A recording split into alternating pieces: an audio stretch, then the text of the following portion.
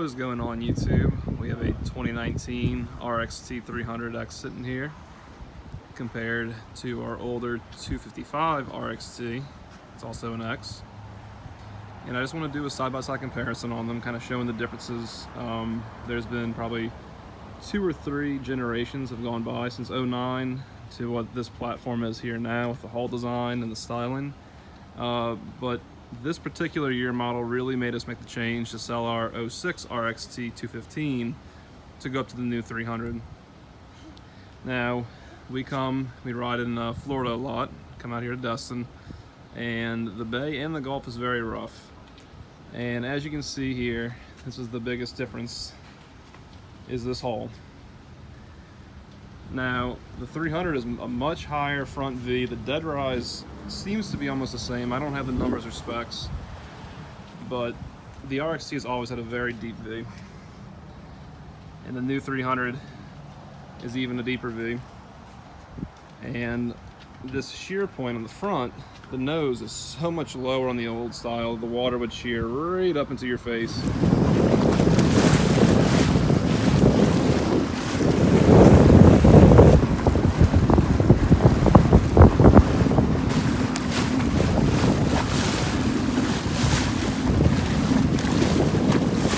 And the new 300 is really, really well designed, and our ride yesterday proved it.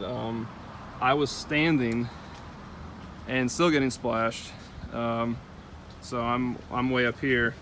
My dad was sitting and he was dry the whole ride, and that was about 30-mile-per-hour ride through the bay. Really, really windy, a lot of chop, a lot of small chop, not big rollers. The small chops where you really get splashed.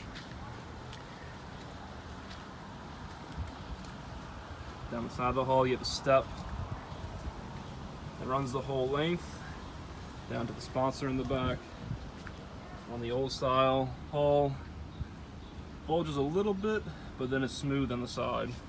Also notice that right where you see this inspection sticker or the state sticker, the water starts shearing out the side on the '09, where this 2019, the water literally is shearing out like behind the decal. So the water, even where it's dispersing it, is farther back.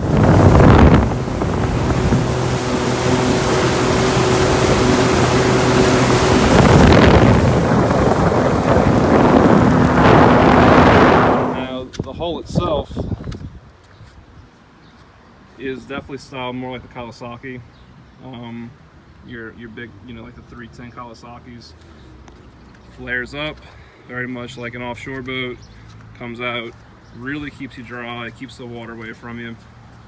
It's an excellent design. Now, the front storage is also one of the main reasons why we decided to upgrade. You have 2 latches, one here, one here.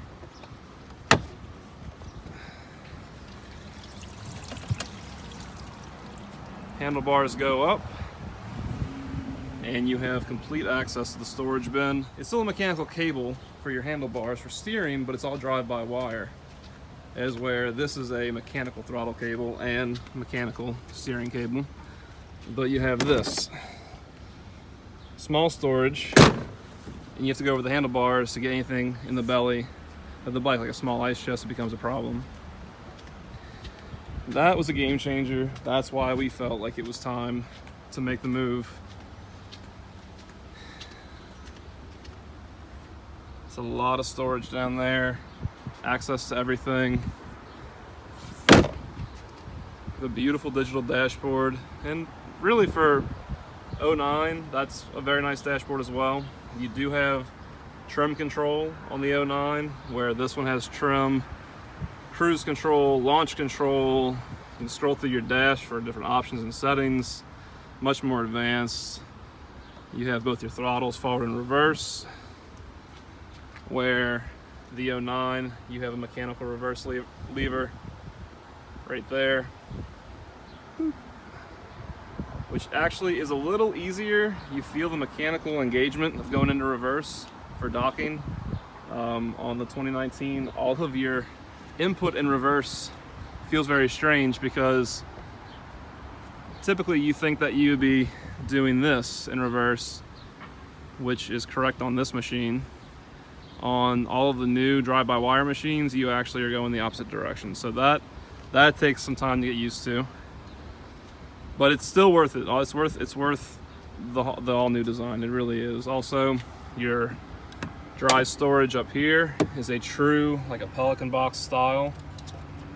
You have an O-ring that surrounds this. Really, really nice. And then you have a semi-dry storage with your traditional foam O-ring, which is what the old style has, and it's very much semi-dry. Whatever's in there, a hard day of riding, will get wet. Now the seating, see they have a bolster on here, and also your back seat is very low, where the back seat on the other one is actually a good bit higher. So if you are a passenger, you are going to feel very up in the air as compared to on this machine. You are a good bit lower. Now both these seats are two-piece seats. They both come off in two sections. When you take off this seat, push this. Oh, this will be hard to do with one hand. There we go. It actually becomes more storage. You can ride with no back seat and have a ton of storage. We're going to leave this seat off. When you take this seat off, it's just an access for the intercooler, which is back there. Your coolant lines, some other engine access. But regardless, when all the seats are off of these machines, this is an access panel. There's 4 bolts on this one have to be removed to get a full access to your engine bay. It's pretty much the same thing on this machine. Maybe not quite as good. This whole panel has to be removed to get access, which, okay, so I take that back. This actually has better access, but your general access is pretty small. That's all you need to change the oil. But yeah, the seating's really, really nice on this, and it's mostly due to how this can cup your knees. In rough water, the old machine doesn't have that. You definitely move around.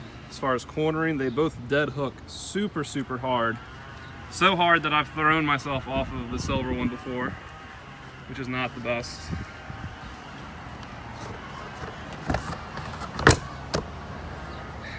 But being able to actually pinch the center of the bike, it's excellent. It's like a street bike.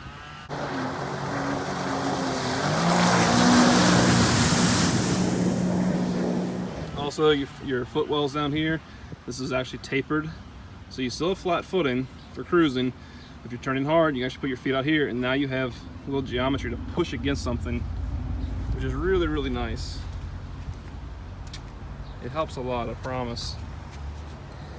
It doesn't seem like a lot of angle, but it's enough to really, really help you out. The other big difference on this is this lock and ride system they have in the back. It's called the Link. These pop up both sides. You can lock in ice chests, storage bins. This is for a ski pylon, which is a really nice option. You know, on the older models, you do have a ski hook right here, which is pretty nice. Right here you have another ski hook for a rope.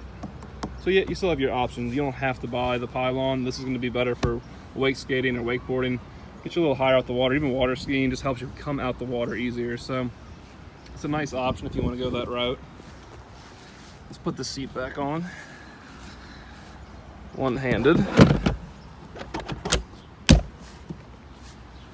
Locks on nice and tight. And then going back to the rear pumps, the designs are very different. So you're talking a fully mechanical engagement to electronic engagement. Now when this machine's in neutral, it is up in the water straight down. And what does that mean? If you're in shallow water, you're going to be recycling that sand through the pump. Same goes for this when you're in neutral. And you really have no control in neutral, but it's easier to just turn the machine off, where this gives you a false sense of neutral. The pump's still running, so don't run this in neutral in shallow water. You will just ingest a ton of sand and wear out your wear ring. Also, when you're in neutral in this machine, you literally have no steering. When this machine's in neutral, once again, also kind of something to get your mind around, you can do a full 360. You have full control of your steering in a pivot setting, I guess you'd say. You can still make a full 360, which makes it a little strange for docking because you can't shimmy slow back and forth. You can only do this. So if you're trying to dock it and you're in neutral, all you can do is pivot the nose like this. It's a learning curve. It's not a bad thing. It's just very much a learning curve. Another nice feature the 300 has is how you actually flush the engine. It's right there. It's where it always should have been. All the previous gens, well, I can't say this generation, your flush is actually back here on the pump housing, which you can barely see. Nope. Yep, right there.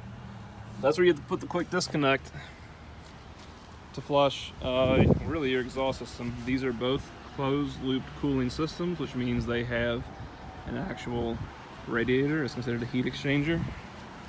They're underneath the pump housings, and that's how that cools the radiator fluid for the motor, but all of your exhaust system is open water.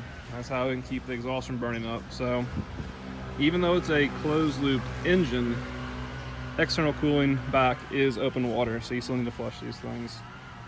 But good job, Seadoo. We were happy to see that. Really, really nice addition. But yeah, this machine's excellent. We have about 5 hours on it, still in the break-in period, so we haven't really raced them or anything. Side by side, they're going to be regulated about the same speed, just Coast Guard regulations. The whole shot on the 300 should be better. Obviously, it's built to be an animal. It, I believe, has a bigger pump housing, a bigger input shaft. The whole thing is meant to move volume, and that's what it was designed for. So, but going back to the 09, this 255, these things are great deals. You get a lot of value. Sure, you don't have a simple handle that makes your handlebars adjust, you know, up and down. You know, you have to use an Allen wrench, but I mean, it's a race machine. It really is a lot of value. The 260s, all the X series are just excellent machines in rough water. The wide bars really give you a lot of stability. But yeah, I hope this video helps. I wish I would have had something just to compare the actual size of them when we were shopping around, just trying to get an idea if we wanted to sell ours and upgrade.